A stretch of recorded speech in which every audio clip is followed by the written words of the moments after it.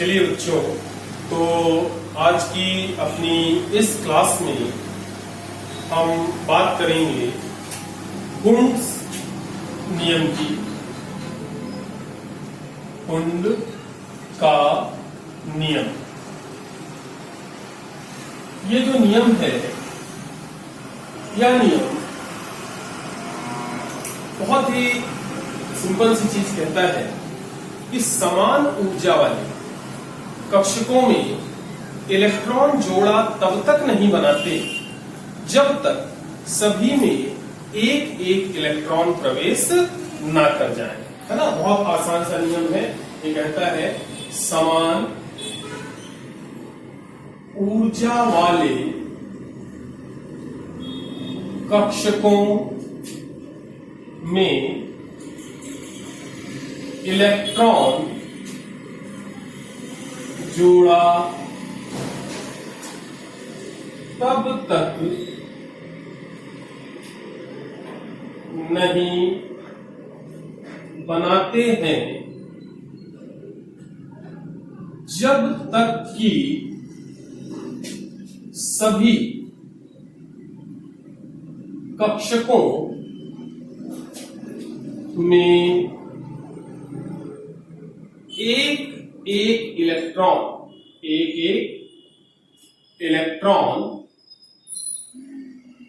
प्रवेश ना कर जाए। ठीक है, मतलब समान ऊर्जा वाले कक्षक जो हैं उनमें सबसे पहले एक एक इलेक्ट्रॉन प्रवेश करेगा। ठीक है, और इन इलेक्ट्रॉनों का चक्रण समान दिशा में होता है। मतलब या तो घड़ी की सुई की दिशा में या फिर घड़ी की सुई की विपरीत दिशा में, जिसे दक्षिण घूर्णक अर्थात घड़ी की सुई की दिशा में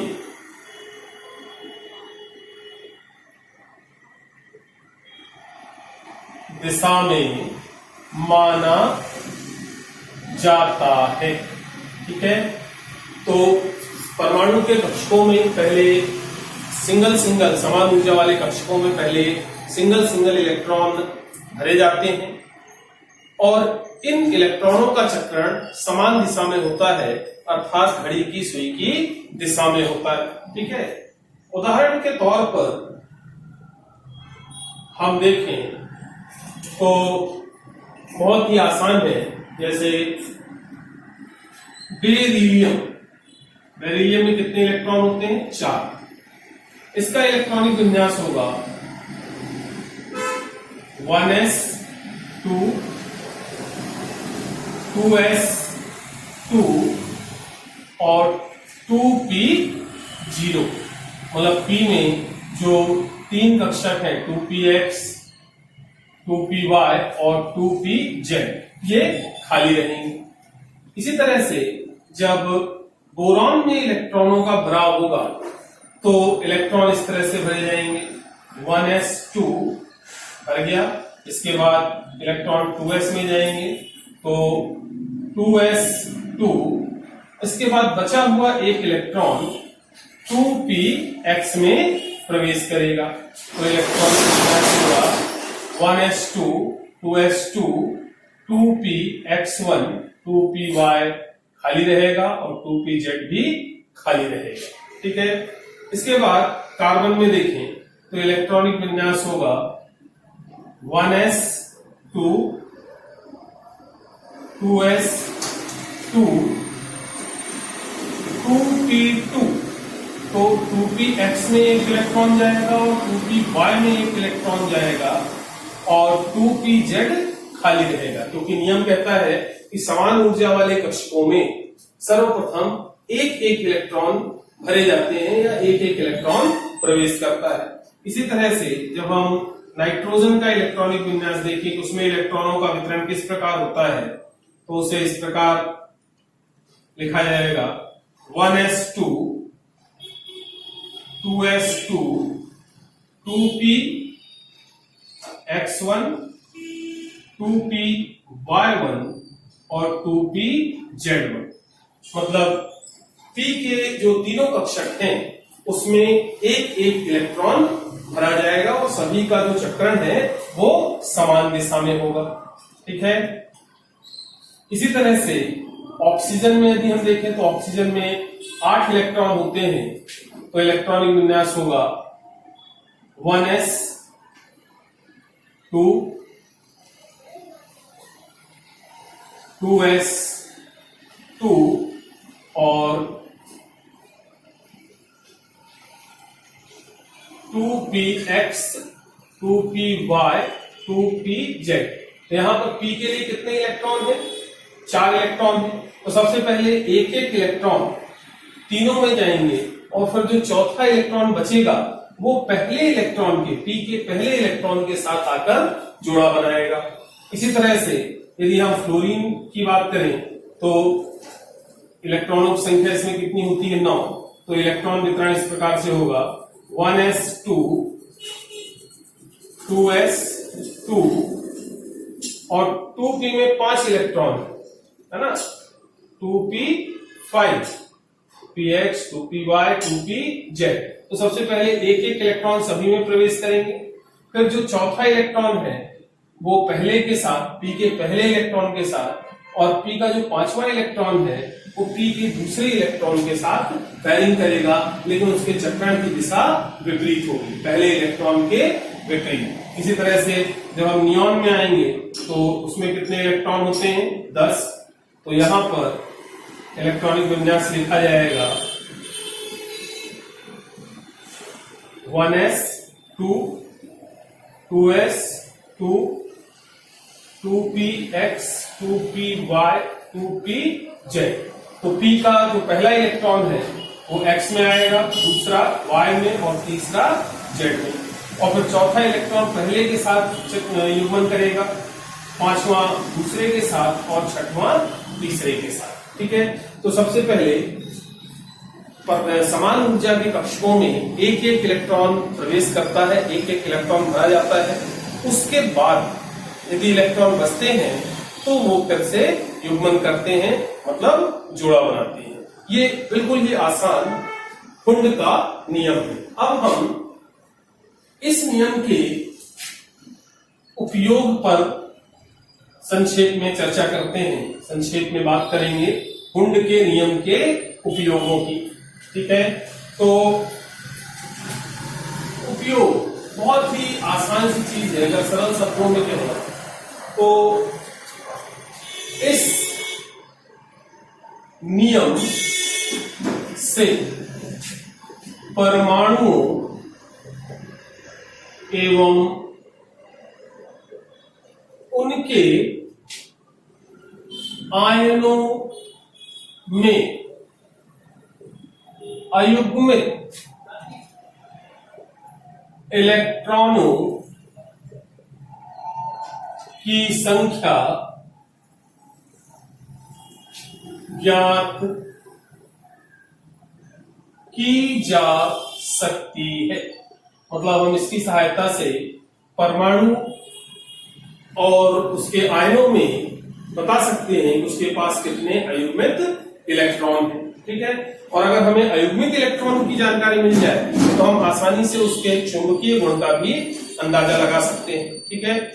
किसी भी परमाणु के पास यदि केवल युग्मित अर्थात जोड़े में इलेक्ट्रॉन होते हैं तो उसकी जो प्रकृति है वो प्रति चुंबकीय होती है, लेकिन यदि उसके पास एक भी अयुग्मित इलेक्ट्रॉन होता है तब इस स्थिति में उसकी प्रकृति अनुचुंबकीय होती है।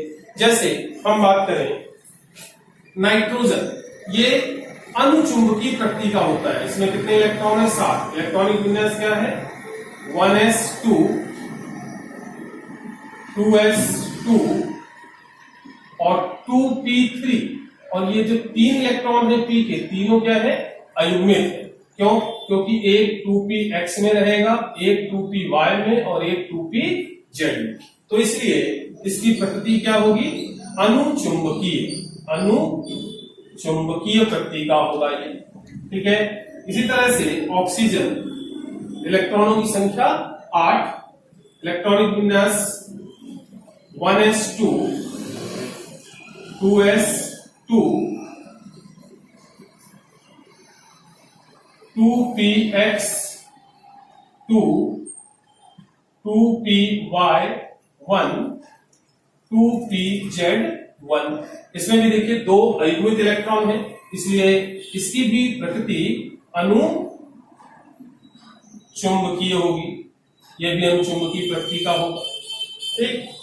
इसी तरह से यदि हम बात करें नियॉन की, कितने इलेक्ट्रॉन होते हैं? 10। तो इसका इलेक्ट्रॉनिक विन्यास होगा 1s2